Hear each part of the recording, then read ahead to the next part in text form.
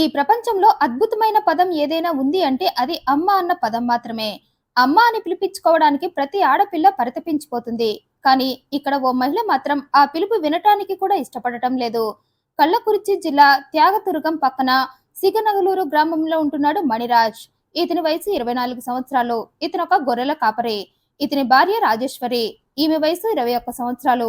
వీరికి 3 ఏళ్ల కూతురు రాధిక, 5 నెలల పాప లావణ్య ఉన్నారు. అయితే కొన్నాళ్టికి మణికి తన ఊళ్ళో పని దొరక్క ఇతర గ్రామాల్లోని మేకలను మేపుతూ అక్కడే ఉండటంతో ఒంటరిగా ఉండలేక భార్య రాజేశ్వరి తన 2 కూతుళ్లని తీసుకుని కడలూరు జిల్లాలోని వడలూరులో ఉంటుంది.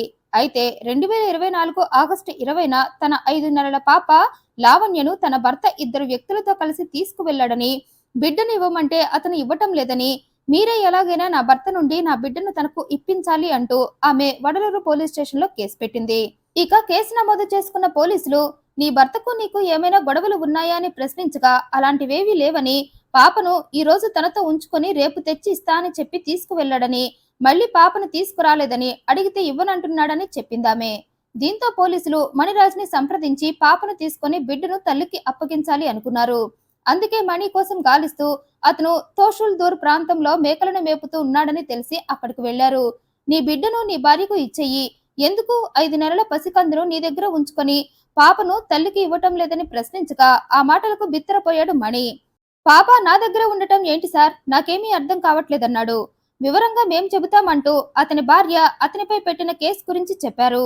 నీ బిడ్డను నువ్వు 2తో కలిసి తీసుకువెళ్లి ఇవాళ ఇస్తానని చెప్పి తీరా అడిగితే ఇవ్వనన్నావని చెప్పావంటూ, అందుకే నీ నుండి తన బిడ్డను ఇప్పించమంటూ నీ భార్య కేసు పెట్టిందనటంతో అప్పటికి ఓ క్లారిటీ వచ్చింది అతనికి. దీంతో వెంటనే ఆమె చెప్తుందంతా అబద్ధం సార్, అసలు నా బిడ్డను నేను నా దగ్గరికి తీసుకురానే లేదు అన్నాడు. అయినా 5 నెలల పసికందుని నేనెలా నా దగ్గర తెచ్చుకుంటా సార్ అన్నాడు. పైగా గొర్రెలను మేపుకుంటూ నేను ఎక్కడ పడితే అక్కడ పడుకుంటా, అలాంటప్పుడు పసికందుని తెచ్చుకొని నేనెలా చూసుకుంటా అనటంతో అతని మాటలు పోలీసులకు కూడా నిజంగానే అనిపించాయి.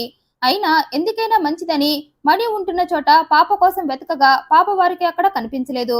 మణిని అన్ని రకాలుగా విచారించాక పోలీసులకు పాప మిస్సింగ్ కి ఈ మణికి అసలు సంబంధమే లేదని, సంబంధమంతా కేసు పెట్టిన ఈ రాజేశ్వరితోనే ఉందని వెళ్లి ఆమెను పట్టుకున్నారు. నీ బిడ్డను నువ్వే ఏదో చేసి నేరం నీ భర్త మీదకు తోసేయాలి అనుకుంటున్నావా, ముందు నీ బిడ్డను ఏం చేశావో నిజం చెప్పు అని విచారించడంతో దానికి రాజేశ్వరి, నా బిడ్డకు నిన్న చెవిలో ఉన్నట్లుండి ఒక్కసారిగా చీము వచ్చిందని, దీంతో నేను ఇంట్లో ఉన్న మందు చెవిలో వేశానని, అయితే ఆ మందు వేసిన కొద్దిసేపటికే పాప ఊపిరందక గిలిగిలా కొట్టుకుంటూ చనిపోయిందని, దీంతో నాకు చాలా భయం వేసిందని, ఎక్కడ పాపని నేను కావాలనే హత్య చేశానని అంటారో అని భయపడి పాప శవాన్ని తీసుకువెళ్లి వడలూరు టు కడలూరు రహదారిలో అయ్యంనేరి సమీపంలో ఉన్న కాలువలో విసిరేసి అట్నుంచి అటే నేరం నా భర్త మీదకు తోసేయాలని వెళ్లి పోలీస్ స్టేషన్ లో నా భర్త నిన్న 2తో వచ్చి నా బిడ్డను తీసుకువెళ్లాడని కేసు పెట్టానని, నేను నా బిడ్డను కావాలని చంపలేదంటూ ఏడ్చి మరీ చెప్పిందామే. ఇక అదంతా విన్న పోలీసులు వెంటనే కాలువ దగ్గరికి చేరుకొని అక్కడ తేలుతున్న పాప మృతదేహాన్ని గుర్తించి దాన్ని స్వాధీనం చేసుకుని పోస్టుమార్టం నిమిత్తం ప్రభుత్వ ఆసుపత్రికి పంపారు. అయితే రిపోర్ట్ లో ఉన్నది చూసి పోలీసులు షాక్ అయిపోయారు. కారణం పోస్టుమార్టం నివేదికలో అసలు పాప చెవిలో చీమే కారలేదని, రాజేశ్వరి అసలు పాప చెవిలో ఏ మందు పోయలేదని నిర్ధారణ అయింది. ఇక ఆ నివేదిక చూసిన పోలీసులకు మళ్లీ రాజేశ్వరి తమతో గేమ్ మొదలు పెట్టిందని అర్థమయ్యి మళ్లీ ఆమెను పట్టుకుని విచారించారు. ఇక విచారణలో పోలీసులకు కొన్ని షాకింగ్ నిజాలు తెలిసాయి. మణి ఎప్పుడైతే మేకలను మేపుకోవాలని పని కోసం పక్క గ్రామానికి వెళ్లి అక్కడ ఉంటున్నాడో, ఇక ఒంటరిగా ఉన్న ఈ రాజేశ్వరి విరహంతో తప్పించి కడలూరులో ఉన్న ఓ ప్రియుణ్ణి ఎత్తుక్కుంది. అందుకే మకాం అక్కడకు మార్చింది. నువ్వెలాగో ఇక్కడ ఉండటం లేదు, అందుకే నేను కడలూరుకు వెళ్లిపోతా, అక్కడ దగ్గరలో బంధువులంతా ఉన్నారు అనటంతో సరే అంటూ భర్త కూడా ఒప్పుకున్నాడు. అలా వడలూరులో పిల్లలతో ఉంటున్న రాజేశ్వరి ఇక తన ప్రియుడిని ఇంటికే పిలిపించుకొని గడపటం మొదలుపెట్టింది. ఇక పిల్లలిద్దరూ చాలా చిన్నవాళ్లు కావటంతో తల్లి ఏం చేస్తుందో కూడా వాళ్లకు తెలియలేదు.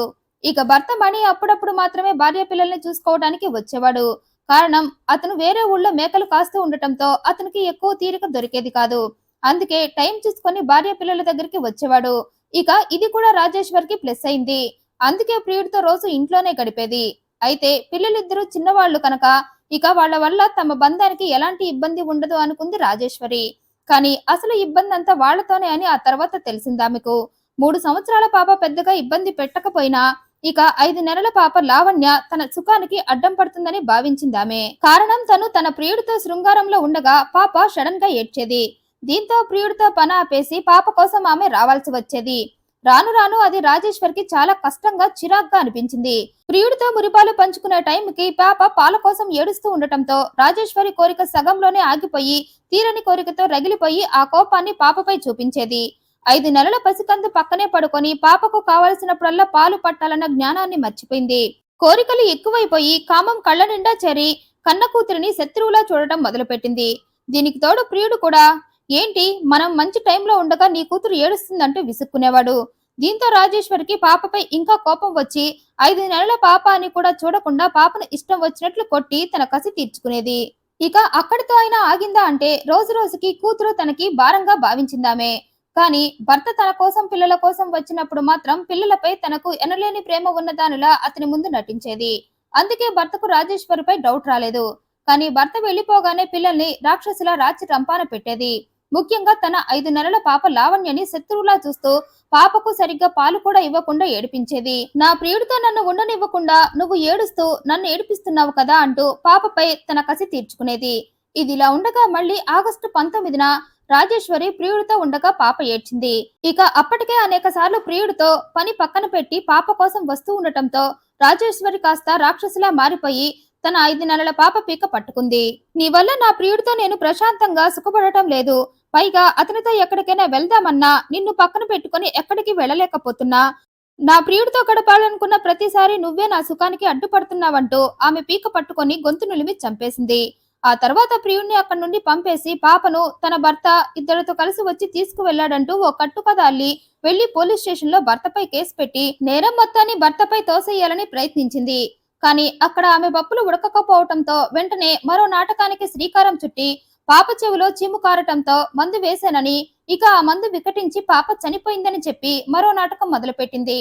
అయితే పోస్ట్ మార్టం రిపోర్ట్ లో పాప చెవిలో అసలు చీమే కారలేదని, ఈ రాజేశ్వరి పాప చెవిలో ఎలాంటి మందు వేయలేదని తేలటంతో రాజేశ్వరిని అదుపులోకి తీసుకుని తమదైన శైలిలో విచారించగా తనే తన అక్రమ బంధానికి పాప లావణ్య అడ్డంగా మారిందని, అందుకే ఆమెను నా చేతులతో నేనే చంపేశానని చెప్పిందామే. చివరికి అక్రమ బంధాలపై మోసుతో కన్న పాసాన్ని కూడా మర్చిపోతున్నారు కొందరు తల్లులు. నవమాసాలు మోసి కన్న తన కూతుర్ని అసలు ఆ తల్లికి ఎలా చంపేయాలి అనిపించిందో. ఇలాంటి స్టోరీలు చూస్తుంటే సమాజంలో కొందరు ఎంత దిగజారిపోయి బ్రతుకుతున్నారో అనిపిస్తుంది. తన బిడ్డను తనే చంపి తల్లి అన్న పేరుకి కళంకం తెచ్చింది రాజేశ్వరి. నేరం ఒప్పుకోవడంతో పోలీసులు రాజేశ్వరిని అరెస్టు చేశారు. ఇక భార్య తన కూతుర్ని ఎఫ్ఐఆర్ కోసం చంపేసిందని తెలిసి ఆమె భర్త షాక్ అయిపోయాడు. ఈ వీడియోపై మీ అభిప్రాయాన్ని కమెంట్ రూపంలో తెలియజేయండి. మరింత ఇంట్రెస్టింగ్ అండ్ జెన్యూన్ ఇన్ఫర్మేషన్ కోసం ఈ వీడియోని లైక్ చేయండి, షేర్ చేయండి, మా ఛానల్ సబ్స్క్రైబ్ చేయండి. Thank you for watching.